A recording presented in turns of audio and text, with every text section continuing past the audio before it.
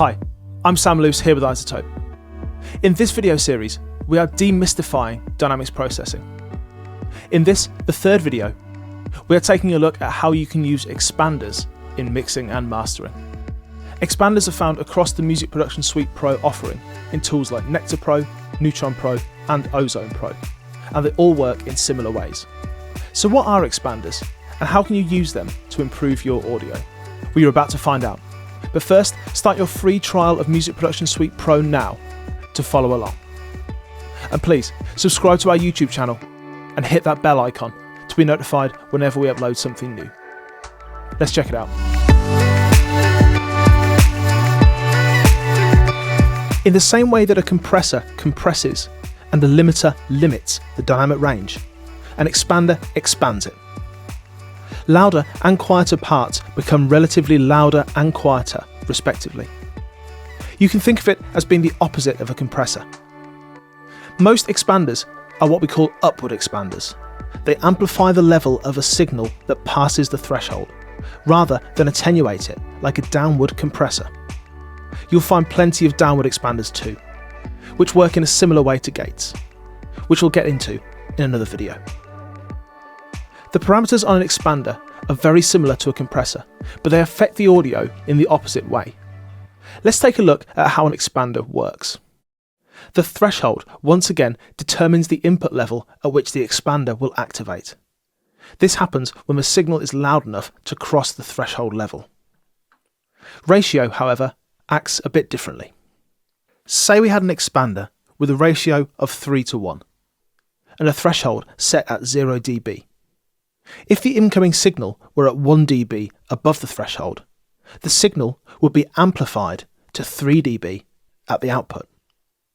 If the signal were 2 dB above the threshold, the signal would be amplified to 6 dB at the output. The signal above the threshold is now louder. It's getting multiplied instead of being divided as it is in a compressor.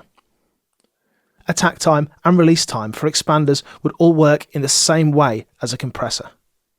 The attack is the time it takes to reach full expansion. The release is how long it stops expanding after the threshold is no longer being reached. And the hold controls how long the expansion window is. So why would we want to use an expander to increase the dynamic range if we've already said that reducing the dynamic range by compressing is so useful? Well, perhaps you have a vocal performance that isn't quite dynamic enough, and you need to bring a little life back into it. Or perhaps you want to create a bit more isolation in a multi-mic'd drum recording. An expander can be used to decrease the relative volume of the hi-hat in a snare mic, for example.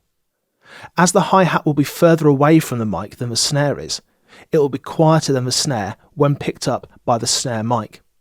So using an expander on the snare mic can raise the level of the snare drum that breaches the threshold, effectively turning down the level of the hi-hat that falls below it.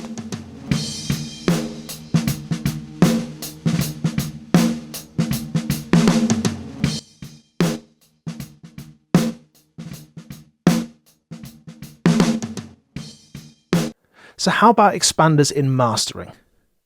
They can be used for the same reason, to increase the dynamic range of a piece of audio, but usually in a gentler way. You may have a track to master that has been compressed too heavily and needs some more dynamic detail to bring it back to life. It can help to bring back some of the transient detail in a mix that was previously compressed, giving the track more dynamic range and sounding more natural to our ear.